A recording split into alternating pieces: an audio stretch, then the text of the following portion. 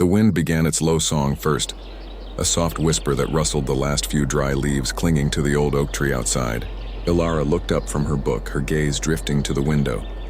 The sky, which had been a pale, soft gray all morning, was now deepening into a heavy, dark blanket. It was the kind of quiet, cool afternoon that felt like the world was holding its breath. She marked her page with a folded corner, a habit her librarian friend would scold her for, and stretched her legs out on the sofa. This was her favorite kind of weather to be inside. She had just put the kettle on for a cup of tea when the first fat raindrop hit the glass pane. Plink. Then another. Plink. Plink. Within moments, the single drops blurred together into a steady, rhythmic tap-tap-tapping. By the time the kettle whistled, the gentle tap had transformed into a relentless roar. Ilara poured the hot water over a chamomile tea bag and returned to her spot by the window, the warm mug cradled in her hands. This was no longer just rain. It was a performance. Water cascaded down the window pane in shifting, transparent sheets, making the world outside wobble and dance. The red and gold leaves of the maple tree were being stripped bare, the wind whipping them into a frantic, colorful dance before slamming them against the wet ground. The bird feeder swung wildly on its hook, empty now as all sensible creatures had long since found shelter. Puddles were already forming on the lawn, their surfaces pockmarked by the endless barrage of raindrops. Ilara took a slow sip of her tea, feeling a deep sense of gratitude for the thick walls of her cottage and the dry, warm sweater she wore. She thought about the creatures who called this garden home. The plump robins would be huddled under the thick hedges. The squirrels were probably curled up in their drays high in the trees, tails wrapped around themselves like blankets. Nature was tough, she knew. They had all weathered storms before. But as she watched the deluge, a tiny knot of worry began to form in her stomach. This rain was different.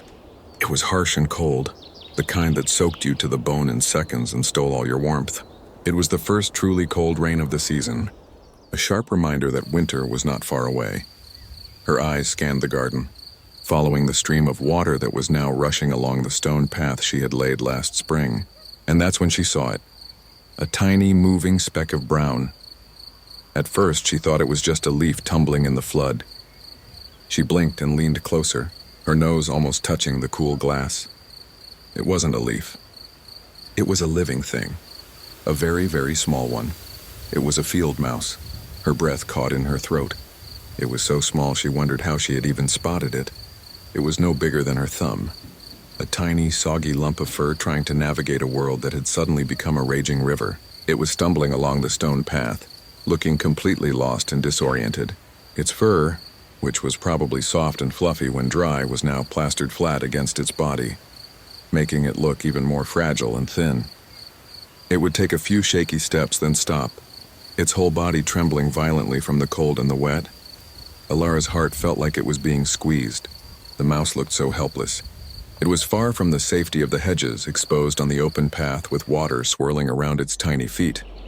A gust of wind hit it, and the little creature was nearly bowled over, struggling to stay upright. "This is silly," she whispered to herself. "It's a wild animal. It knows what to do."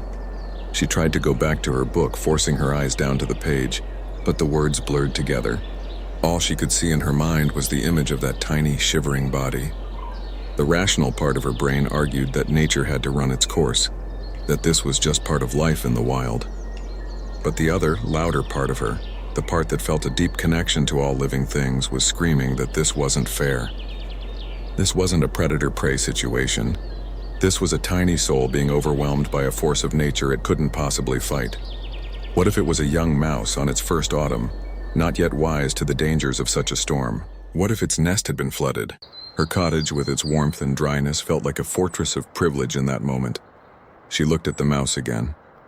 It had stopped moving entirely now, just hunching into a small, miserable ball on the cold, wet stone. It wasn't trying to run anymore. It was just enduring. And in that moment, the debate in her mind ended. The sight of a creature simply giving up was something she couldn't bear. Her decision was made. She had to at least try to help. She stood up, her tea forgotten, its warmth gone. She moved quickly but quietly, not wanting to startle the mouse if it was still aware of its surroundings. She went to the linen cupboard and pulled out a small, clean hand towel made of soft, fluffy cotton. It was the one she used for guests. It would be perfect. Tiptoeing to the back door, she took a deep breath. Her hand hovered over the latch. She was about to cross a line, to invite a piece of the wild, stormy world into her safe, warm home. She didn't know what would happen, if it would work or if she was doing the right thing. She only knew that she couldn't sit and watch any longer. With a quiet click, she unlocked the door and stepped out into the roar of the rain. The roar of the rain was immediate and overwhelming. It was so much louder outside than it had seemed from the cozy silence of her living room. Icy droplets, driven by the wind, stung her face and arms the moment she stepped onto the back step. Ilara barely noticed. Her entire world had narrowed to the small, shivering patch of brown on the gray stone path 10 feet away. She stood frozen for a second, the soft towel in her hand already getting spotted with rain. What was her plan exactly? She wasn't a wildlife expert. She'd seen people on the internet use gloves to handle wild animals, but there was no time for that. This had to be now. The mouse hadn't moved from its hunched-over position. It looked less like an animal and more like a discarded, waterlogged pine cone. "Okay, easy does it," she whispered, though her words were swallowed by the downpour. It was more to calm her own racing heart than for the mouse. She took one slow, careful step off the wooden step and onto the soaked lawn. The grass was slick under her slippers, and she felt a cold dampness immediately seep through the fabric. Another step. She was halfway there now. She could see the mouse more clearly, and the sight made her chest ache. Its tiny sides were heaving rapidly. Every few seconds, a violent, full-body shiver would run through it. So strong she was surprised it could stay upright. She was about 5 feet away when the mouse seemed to sense her. Its head, which had been tucked down, lifted slightly. One tiny black eye, like a polished bead, looked in her direction. Ilara stopped immediately, holding her breath. She expected it to bolt, to summon some hidden reserve of energy and disappear into the bushes, but it didn't. It just looked at her. There was no panic in that look, no aggression. It was a gaze of pure, exhausted misery. It was as if the little creature had used up every last bit of its will to survive and had nothing left for fear. That look undid her completely. Any last shred of doubt about interfering vanished. This wasn't about breaking a rule. It was about answering a silent, desperate plea. "All right, little one," she murmured, her voice soft and low. "I'm just going to get you out of the rain. That's all." She took the final few steps, moving with a deliberate slowness she didn't know she possessed. She knelt on the wet path, the cold from the stone immediately soaking through the knees of her trousers. She didn't care. She was now at eye level with the mouse. Up close, it was even more delicate. Its ears were like tiny, translucent shells pinned back against its head. Its whiskers were matted with water. She unfolded the soft, fluffy towel. This was the moment of truth. Her hand trembled slightly as she reached out. What if it bit her? It was a wild animal, after all. But the thought was a distant one, overpowered by the need to act. She didn't try to grab it. Instead, she gently laid the towel over the mouse like she was tucking in a child. It was a blanket, an offer of shelter. The moment the soft cotton made contact, the mouse gave a tiny, almost imperceptible flinch, but it didn't try to run. It was just too cold, too tired. Now she had to scoop it up. Her heart was hammering against her ribs. She took a deep breath to steady herself. You're okay," she chanted softly, a mantra for both of them. She slid her hand palm up underneath the towel-covered lump. She could feel the tiny, fragile shape of the mouse through the fabric. It was so light, so insubstantial. It felt like she was holding a handful of air and a few wet leaves. But she could also feel the frantic bird-like beating of its heart against her palm.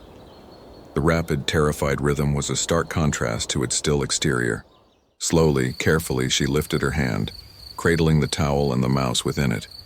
She brought her other hand around to form a protective cup, shielding it from the wind and rain. The mouse stirred slightly, a faint shifting movement, but then settled. It was as if the warmth from her hand, even through the towel, was a signal that the fight was over. Rising to her feet, she turned and hurried back towards the open door. The rain felt even colder now, as if angry that she was stealing one of its victims. She stepped back over the threshold into the dry, quiet warmth of her cottage. With a nudge of her hip, she pushed the door closed, and the roaring of the storm was instantly reduced to a muffled, distant drumming. She stood there for a moment, dripping onto the welcome mat, her heart still pounding. She was holding a wild field mouse in her hands. The reality of it washed over her. In her cupped palms was a tiny wildlife, completely dependent on her now. She could feel the little creature shivering against her skin, a constant, subtle vibration. It was a living, breathing, feeling thing, and she was suddenly overwhelmed with the responsibility of it. This wasn't just a cute moment. It was a life. She had to get this right. She looked down at her hands, at the soft towel wrapped around the tiny being. The first, most dangerous part was over. She had gotten it out of the storm. But now a new chapter was beginning. Now she had to figure out how to help it live. Standing in her quiet hallway, Alara felt a sudden and profound sense of stillness. The only sounds were the muffled drum of rain on the roof and the soft, frantic patter of her own heart in her ears.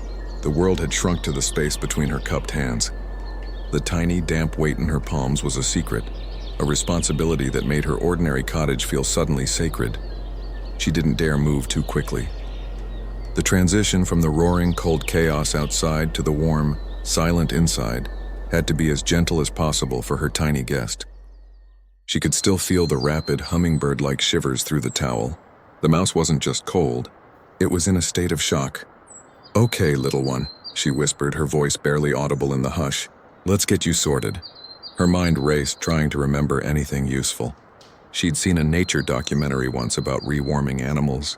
The key was gradual warmth, not sudden heat. A blast from a heater or being placed right next to the fire could be as dangerous as the cold itself. It could send their system into shock. Her eyes scanned the living room, looking for the right spot. The hearth? No, the active fire was too intense. The radiator? Too direct. Then her gaze landed on the old, worn armchair positioned a few feet from the fireplace.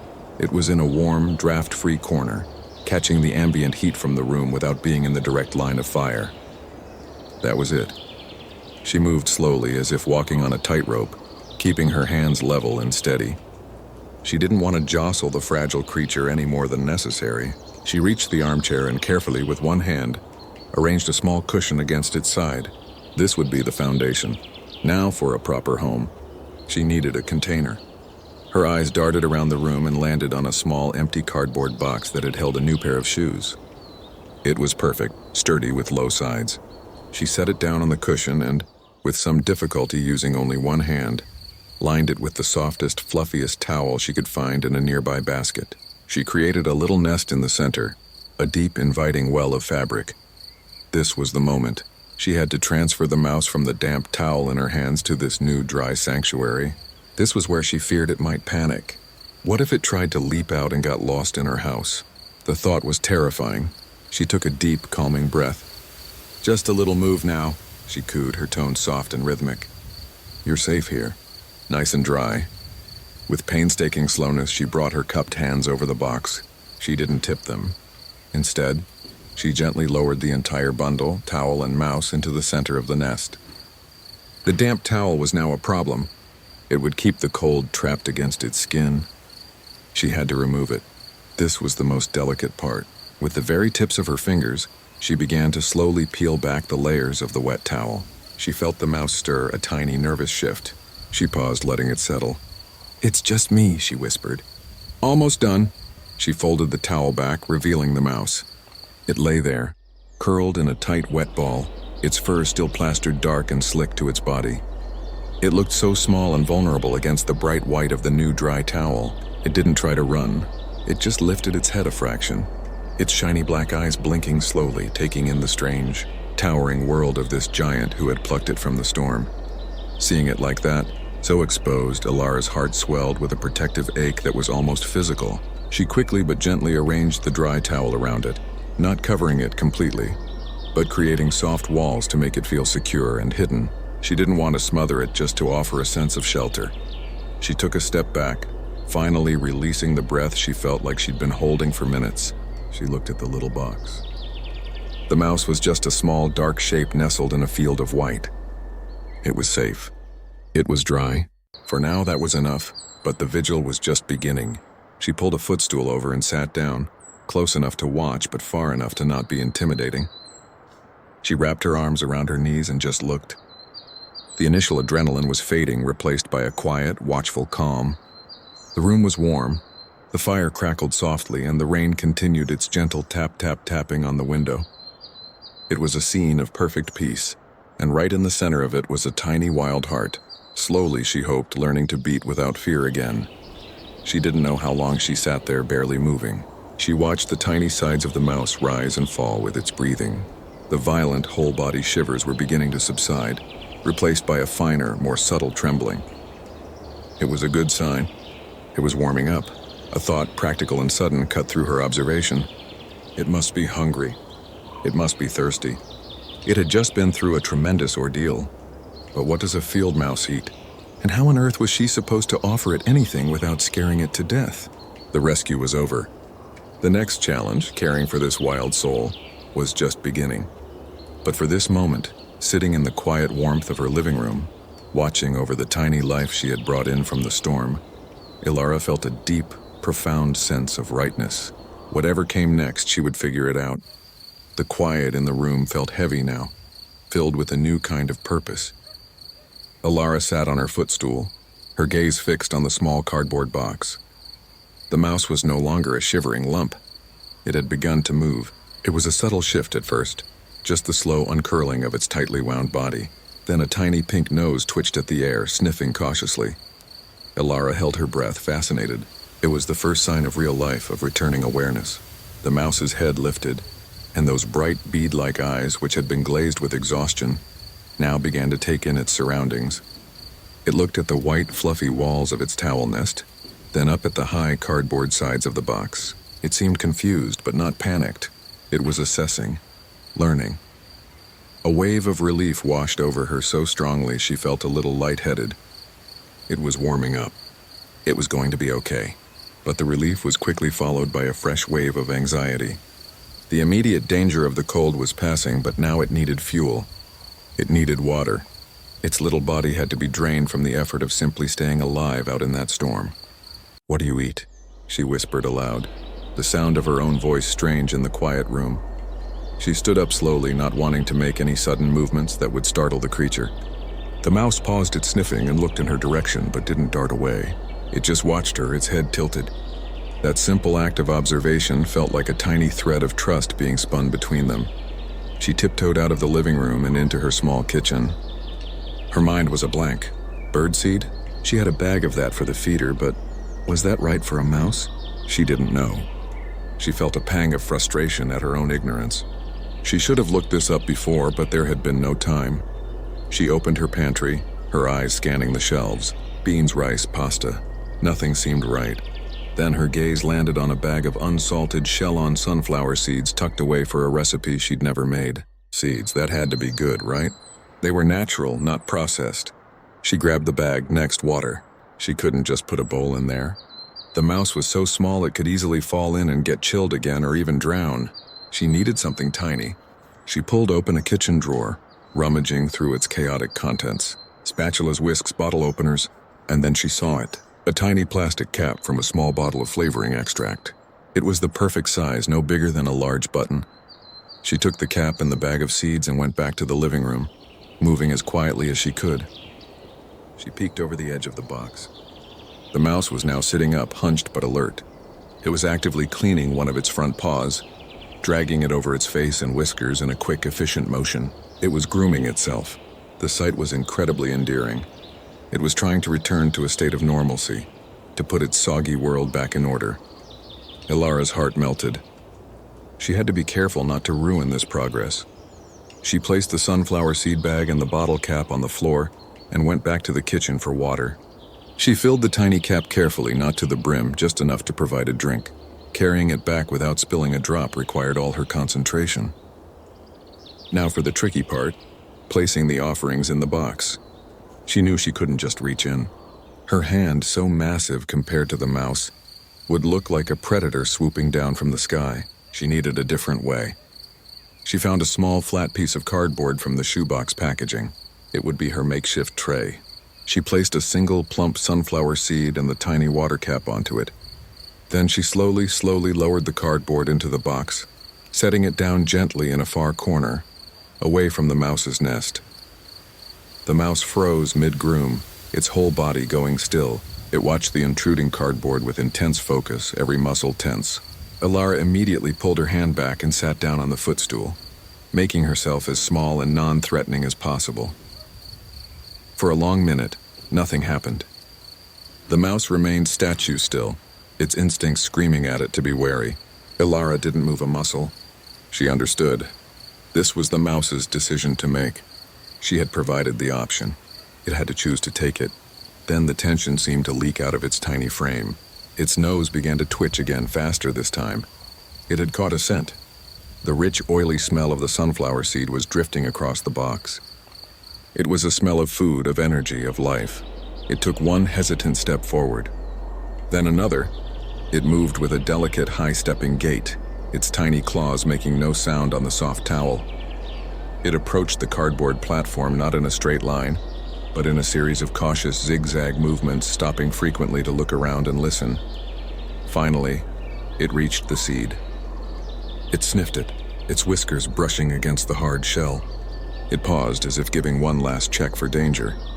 Then with a sudden, surprisingly deft movement, it picked up the seed in its front paws. Ilara watched, utterly captivated. It held the seed like a precious jewel, turning it over in its tiny hands. Then it began to nibble. The sound was a faint, rhythmic tick-tick-tick as its sharp little teeth worked to crack the shell. In a matter of seconds, it had expertly peeled the shell away and was eating the soft kernel inside. It ate with a focused intensity, its whole being dedicated to the simple, vital act of nourishment. She had done it. She had given it what it needed. The mouse, now looking less like a victim of the storm and more like a proper little animal, finished the seed and immediately turned its attention to the water cap. It lapped at the water with a tiny pink tongue, drinking in small, quick sips. Ilara leaned back, a slow, deep smile spreading across her face. The worry that had been a tight knot in her stomach began to loosen. She wasn't just keeping it from dying, she was helping it to live. And in the quiet warmth of the room, with the mouse eating and drinking so contentedly, that felt like a miracle. The little mouse, its belly now full and its thirst quenched, seemed to undergo a complete transformation. The creature that had been a shivering, half-drowned scrap on the path was now a picture of quiet industry. It sat back on its haunches, its damp fur fluffing up as it dried, making it look rounder and much more like the field mice she sometimes saw darting through the tall grass at the edge of the garden. Ilara remained on her footstool, her chin resting on her knees, completely captivated. She felt like she was watching a secret, a tiny piece of the wild world that had been briefly paused and placed right in front of her. She didn't dare move, afraid to break the spell. The mouse, now feeling more secure, resumed its grooming with a new sense of purpose. It was no longer just a quick wipe to clear the water away. This was a full, meticulous cleaning session. It licked its paws and rubbed them over its face, behind its ears, and down its back, with the focused precision of a master craftsman. Every whisker was smoothed, every bit of fur put back into place. It was putting its world back in order, one tiny, careful stroke at a time. After it was satisfied with its cleanliness, a new curiosity seemed to take over. Its bright eyes, now sharp and clear, began to explore the confines of its temporary home. It left the nest of towels and took a few tentative steps onto the flat cardboard floor of the box. It sniffed the air, its nose twitching constantly, reading the scents of the room, the smell of the wood smoke, the faint scent of her tea, the clean smell of the towels. Then, it decided to explore further. It approached one of the low cardboard walls of the box. It stretched its small body up, its front paws resting against the side, and peeked over the top. It was looking out into the vast expanse of the living room. Ilara wondered what it must see. A giant, shadowy landscape of chair legs and bookshelves, with a warm, flickering light coming from a strange, crackling orange place. It didn't seem scared. It seemed interested. It came back down and scurried to another corner, repeating the process. It was mapping its territory, learning the boundaries of this strange, dry cave it found itself in. Watching this brave, tiny explorer, a new thought began to form in Ilara's mind. A thought that was both happy and a little sad. The storm outside had lessened. The drumming of the rain had softened to a gentle patter, and a strange, bright light was starting to filter through the window. She turned her head to look. The sight made her catch her breath. The angry dark gray clouds were breaking apart. In the gaps between them, the low afternoon sun was shining through, casting long, golden rays across the wet garden. Every raindrop on the window pane glittered like a diamond. The world was being washed in a clean, brilliant light. The storm was over. Her eyes went from the beautiful sun-drenched garden back to the little mouse in the box. It was sitting calmly now, no longer exploring, just resting. It was dry. It was warm. It was full of food and water. Its energy was returning. The reason she had brought it inside was gone.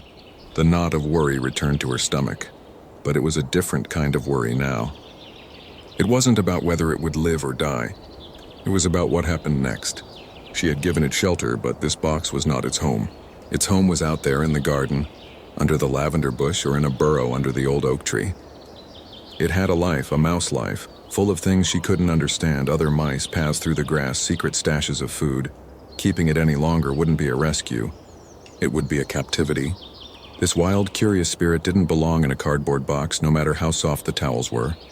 She looked at the mouse, and the mouse, as if sensing her gaze, looked back at her. In that moment, it felt less like a wild animal and more like a small guest who had overstayed their welcome.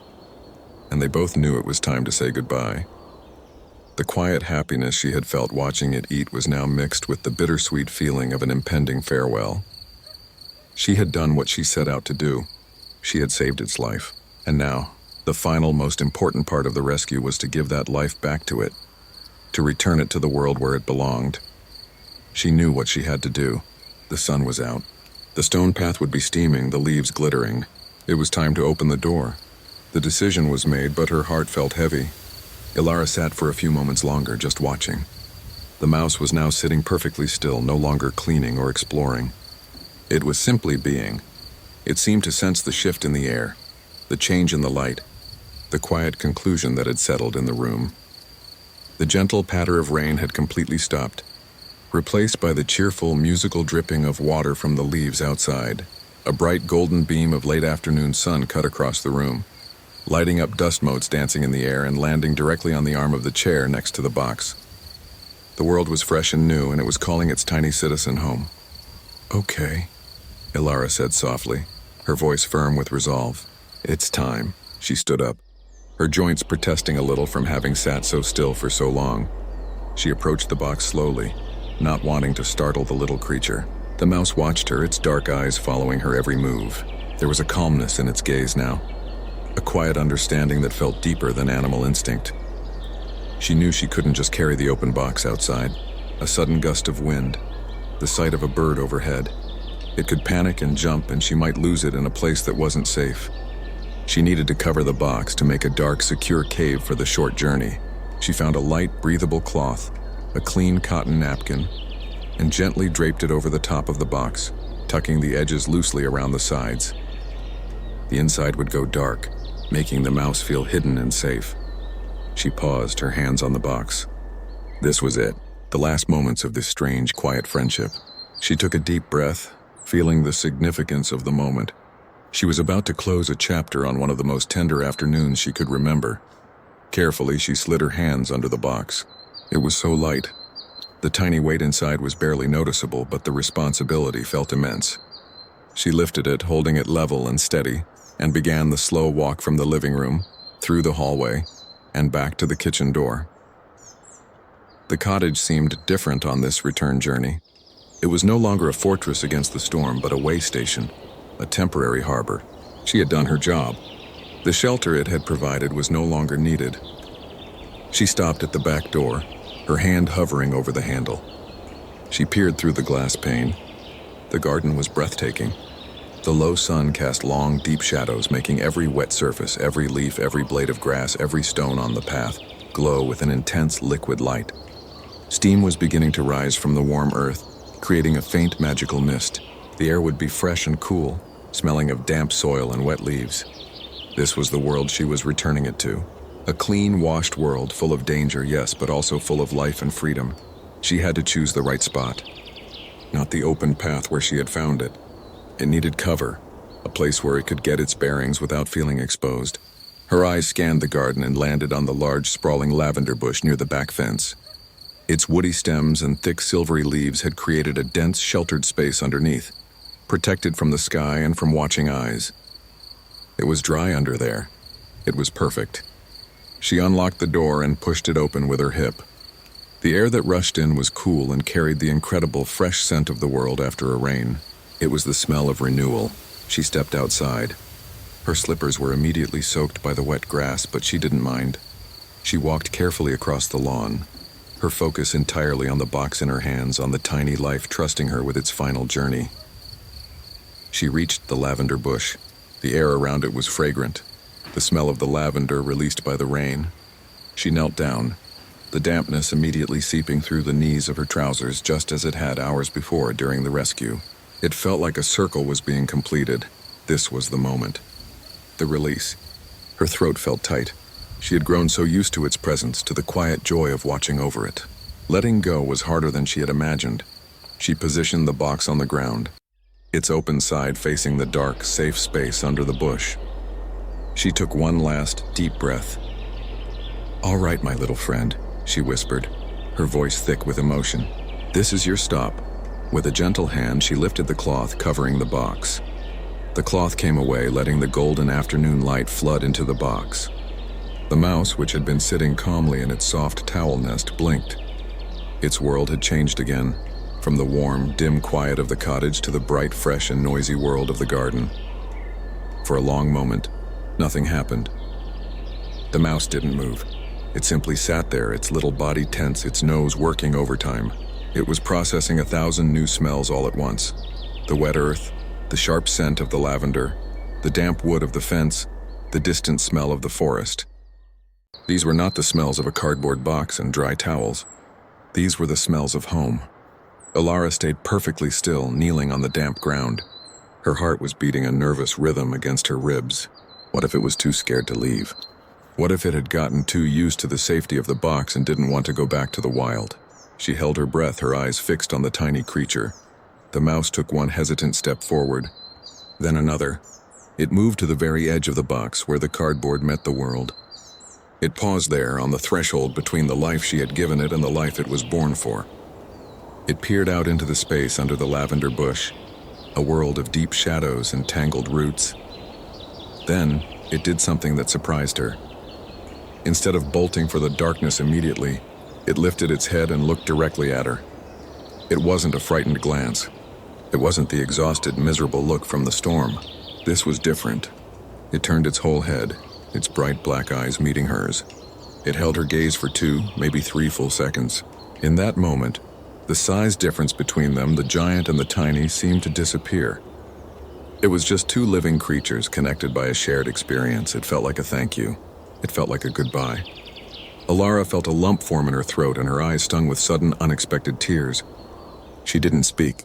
She just gave a tiny, almost imperceptible nod as if to say, "It's okay, you can go. You're free." And with that, the moment was over. The mouse turned its head, its attention fully back to the world outside the box. Its instincts took over. With a quick, fluid movement that was so different from its earlier weakness, it hopped out of the box. Its tiny feet landed silently on a dry, sheltered patch of earth beneath the lavender bush. It didn't run. It didn't scurry away in a blind panic. It simply took a few more steps into the shadows, its brown fur blending perfectly with the soil and the dark stems. It paused once more, a small, neat shape in the dim light, and then it vanished. 1 second it was there, and the next it was simply gone, absorbed back into the garden from which it came.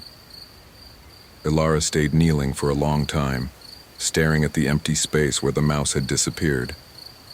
The garden felt suddenly very quiet, even with the birds beginning to tentatively sing again after the storm. The box in front of her was empty. The towel nest was cold. The adventure was over. A mix of emotions washed over her. There was a deep, sweet sadness, the feeling you get when you finish a wonderful book and close the cover. There was a profound sense of peace, knowing she had done the right thing from start to finish. And there was a flicker of loneliness. The cottage, which had felt so full of purpose just minutes ago, would feel very empty now. She reached out and slowly picked up the now empty box. It felt so light, as if the most important part of it had simply floated away. She looked at the little world under the lavender bush, a secret kingdom she couldn't see into. She hoped with all her heart that the mouse was already on its way, navigating familiar paths, heading towards its real home, its family, its life. She had given it a second chance. And as she stood up, her knees damp and stiff, she carried that thought with her like a warm, quiet gift. She turned and walked back towards her cottage, leaving the door to the wild world open behind her just for a little while longer. The walk back across the wet grass felt longer than the walk out. The empty box in Ilara's hands was a quiet, hollow weight. She stepped back into her kitchen, the familiar warmth of the cottage wrapping around her, but it felt different now. The silence wasn't cozy anymore. It was just silent. The adventure was over and the ordinary world felt almost too ordinary. She placed the box gently on the kitchen table. The little towel nest was still crumpled in the center, a perfect little mouse-shaped impression still visible in the fabric. She couldn't bring herself to tidy it up just yet. It felt like erasing a memory. Her eyes drifted to the living room, to the footstool still pulled up close to the armchair. She could almost see the ghost of herself sitting there watching with rapt attention. She walked over and straightened the room, moving the footstool back to its proper place. The fire had died down to a bed of glowing red embers, pulsing softly with warmth. Her gaze then fell on the small cardboard platform she had used. The tiny bottle cap water dish was still there with a little water left in the bottom. Next to it was a single discarded sunflower seed shell, perfectly split in two by tiny sharp teeth. These were the only physical proof that the entire afternoon hadn't been a beautiful dream. She picked up the bottle cap and the seed shell, holding them in the palm of her hand. They were so small, so insignificant, and yet they represented a life that was now continuing its journey because of a simple act of kindness. She didn't throw them away.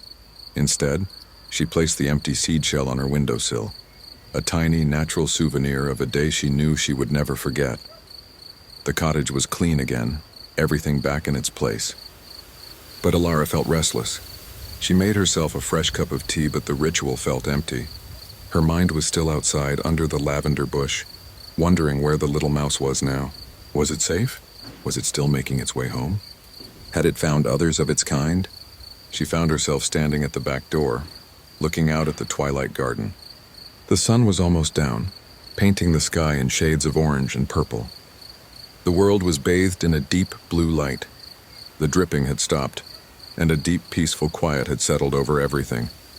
She half expected to see a little brown shape scurrying along the path, but she knew she wouldn't.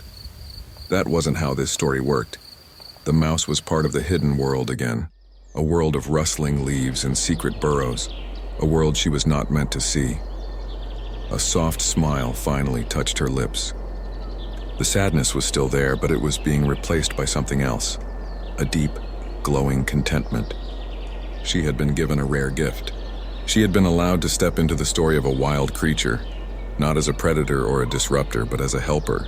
She had held a tiny, wild heart in her hands and felt it beat. She had seen the intelligence in its eyes and witnessed its brave return to freedom. She thought about how close she had come to not opening the door. She remembered the debate in her mind, the rules about not interfering with nature. But as she looked at the peaceful, rain-washed garden, she knew in her soul that she had done the right thing. This wasn't about changing nature's course. It was about offering a hand during a storm that was unfairly harsh. It was about compassion. Her ordinary cottage no longer felt empty. It felt sacred. This room, this armchair, this spot on the floor, they were all part of the story now. They had been a sanctuary for a few hours. The memory of the tiny mouse, clean and dry, nibbling on a sunflower seed by the fire, was now a part of this home, woven into its very atmosphere. She took a final sip of her tea. The restlessness was gone, replaced by a profound sense of peace. The world was full of small miracles, she thought. Most of them happen unseen, in the undergrowth and in the shadows. But today she had been lucky enough to witness one, and to play a small part in it. She closed the back door, locking it for the night. The garden outside was dark now, a world of secrets and mysteries. But as she turned off the lights and headed to bed, she carried a little of its magic inside with her. The story of the rainy autumn day and the tiny field mouse was over. But the warm, gentle feeling it left behind would last for a very, very long time. The next morning, Ilara woke up with a feeling she couldn't quite name. It was like the day after a holiday.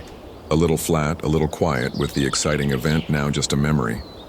Sunlight, bright and clear, streamed through her bedroom window, very different from the gloomy gray light of the day before. Her first thought, as her eyes opened, was of the box. The empty box. The memory of the entire afternoon washed over her. The rain, the tiny shivering creature, the careful rescue, the quiet vigil. It felt both incredibly vivid and very far away all at the same time. She got out of bed and walked into the living room. Everything was in its place. The armchair, the hearth, the footstool. There was no sign that a wild field mouse had ever been there. It was just her quiet, ordinary living room again. She felt a small, unexpected pang of loss. The special secret was over. After making her morning coffee, she found herself drawn to the back door. She unlocked it and stepped outside into the crisp, cool air. The garden was sparkling. Every blade of grass, every leaf held tiny droplets of water from the storm, catching the morning sun like a million scattered diamonds. The world felt clean and new, full of promise. Her feet, almost without her telling them to, carried her across the damp lawn towards the lavender bush. She didn't know what she expected to see. She knew the mouse would be long gone. But she felt a need to visit the place where their story had ended. To complete the circle. She knelt down, careful not to get her pajamas too wet, and peered into the shadowy space beneath the thick, silvery green branches. The earth there was dark and smelled rich. She could see a few tiny footprints in the soft soil, but they could have been from any small creature. A beetle, a frog, or yes, a mouse. There was no way to know for sure if they were from her mouse, but as she looked, her eyes adjusted to the dim light. And then she saw it. Not the mouse, but something else. There, placed neatly on a flat, dry stone right at the entrance to the bush's shelter, was a single, plump sunflower seed. It was identical to the one she had given it. A slow, warm smile spread across Ilara's face. It was silly, she knew. It was almost certainly a coincidence. A bird could have dropped it. The mouse itself might have carried it there and forgotten it. But in her heart, it didn't feel like a coincidence. It felt like a message. It felt like a little sign saying, "I was here. I'm okay." It was the perfect ending the story needed. She left the seed right where it was. It belonged to this hidden world, not to her. As she stood up, she noticed the garden in a new way. Before yesterday, it was just her garden. A place of beauty, but a background to her life. Now it felt alive in a different way. She looked at the dense base of the hedges and imagined a family of mice sleeping there. She saw the small hole near the old oak tree and wondered if it led to a busy underground network of tunnels and nests. Her garden was no longer just a collection of plants. It was a neighborhood. It was a city full of tiny, busy lives happening just out of sight. She had been given a brief, beautiful visa into that world, and it had changed how she saw everything. She went back inside. The quiet feeling in the house now feeling peaceful instead of empty. She finished her coffee and finally walked over to the small box on the kitchen table. It was time to put it away. She gently lifted out the soft towel. She didn't shake it out or fold it right away. Instead, she held it to her face for a moment. It still carried a faint, wild scent. Not a bad smell, but the smell of dry grass and earth and open air. The smell of the mouse. She smiled, folded the towel, and placed it back in the linen cupboard. It was no longer just a guest towel. It was a relic of a great adventure. The box, now empty and smooth, went into the recycling. It had served its purpose perfectly. The day went on. Ilara did her chores, read her book, and made her lunch.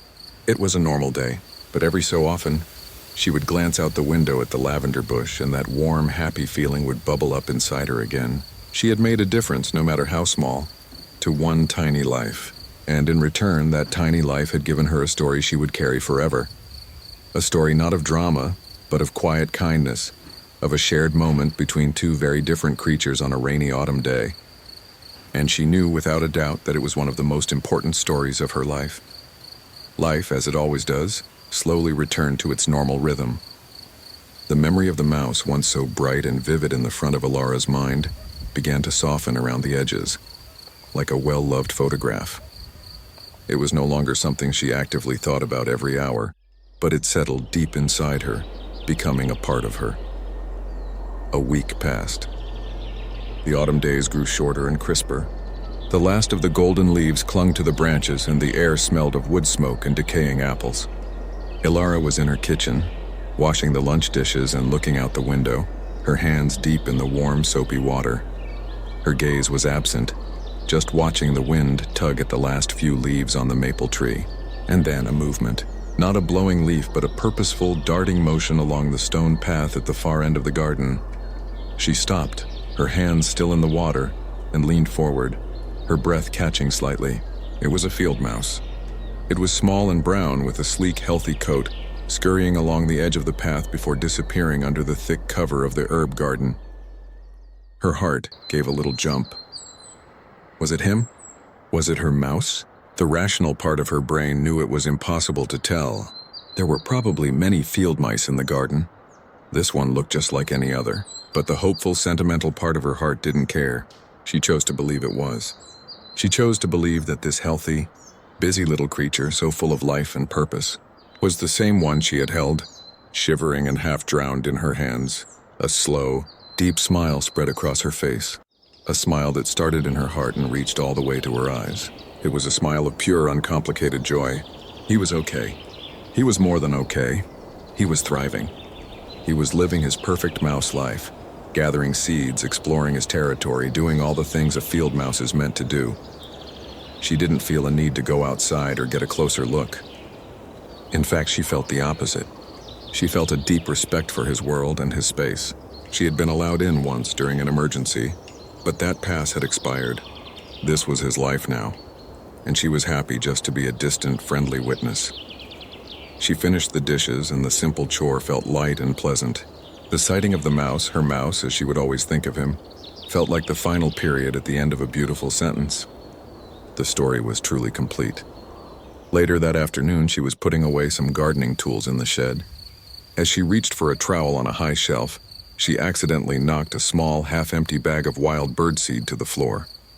It wasn't a big spill, just a little pile of mixed seeds and grains on the dusty shed floor. "Oops," she muttered to herself. She bent down to sweep it up, but then she stopped. Her hand hovered over the pile of seeds. She thought about the mouse, about the coming winter, about how hard it could be for small creatures to find enough food. She smiled again. Slowly, she stood up. She left the little pile of seeds right where it was on the shed floor. She didn't do it for the birds. She made sure the shed window was open just a crack, enough for a small animal to come and go. It wasn't a grand gesture. It wasn't a fancy feeder. It was just a little pile of hope left on a dusty floor, a silent invitation, a way of saying, "You are welcome here. This is a safe place."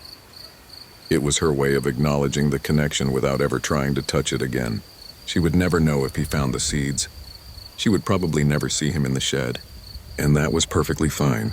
The act of leaving it there was enough. It was a thread of kindness left dangling into the hidden world. A thread she would never pull, but that would always be there. Walking back to the house, the cool autumn air biting at her cheeks, Alara felt a profound sense of peace. The story had not ended with the release under the lavender bush. It had simply changed. It was no longer a story about a rescue. It was now a story about coexistence. It was about sharing her little corner of the world, quietly and respectfully, with the other lives that called it home. The garden was no longer just hers, and she was glad. Winter came quietly, painting the garden in shades of white and gray. A thick blanket of snow covered the lawn, silencing the world and hiding all the secret paths and burrows.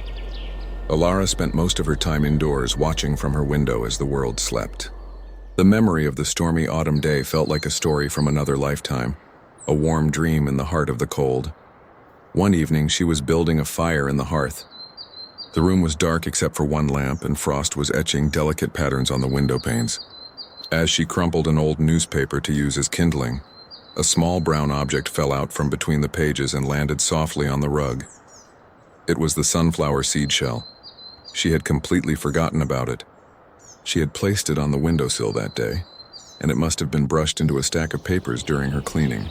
She picked it up, holding it gently between her thumb and forefinger.